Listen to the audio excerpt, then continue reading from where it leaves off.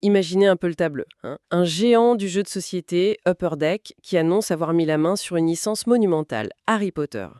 On s'attendrait à une grande fête, mais en réalité, ça a plutôt viré au duel de sorciers avant même que ça commence. Dans notre article de ce jour, on plonge dans cette controverse éthique qui secoue vraiment, vraiment le monde du jeu. C'est une véritable tempête, oui. Tout part de 3 points essentiels qu'on aborde dans l'article. 1. Début janvier, Upper Deck annonce avoir la licence Harry Potter pour 2026. 2. Quasi immédiatement, l'association américaine des auteurs de jeux, la TGDA, appelle au boycott. Au boycott, carrément. Et 3.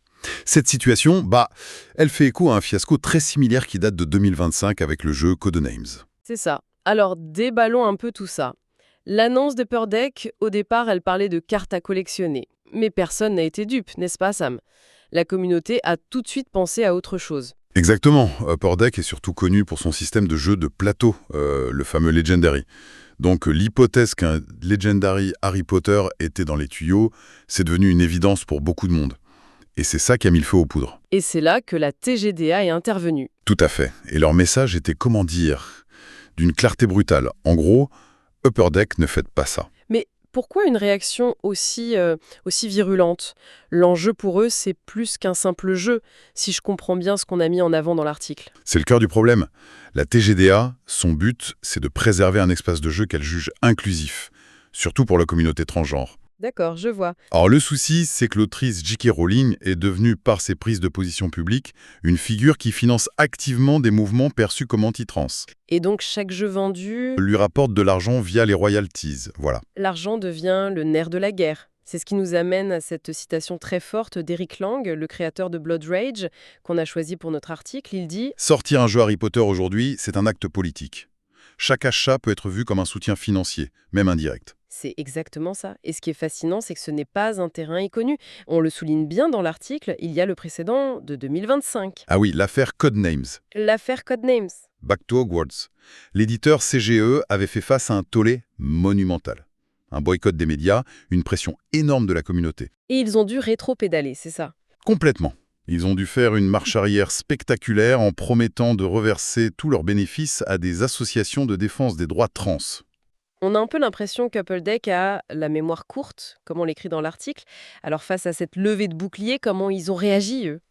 Leur réponse a été une esquive. Le communiqué était très bref pour dire qu'ils n'avaient pas de projet de jeu de plateau pour le moment. Pour le moment, ça laisse la porte grande ouverte. Bien sûr. Et les critiques, on le rapporte dans notre article, ont tout de suite qualifié ça d'esquive digne d'un vif d'or ou de silence complice. Ils sont coincés entre un potentiel commercial qui est juste énorme et un risque de réputation désastreux. C'est une position incroyablement délicate. D'un côté, une poule aux œufs d'or qui peut rapporter des millions et ravir des fans, et de l'autre, une pression éthique qui peut empoisonner le produit avant même sa sortie. Absolument.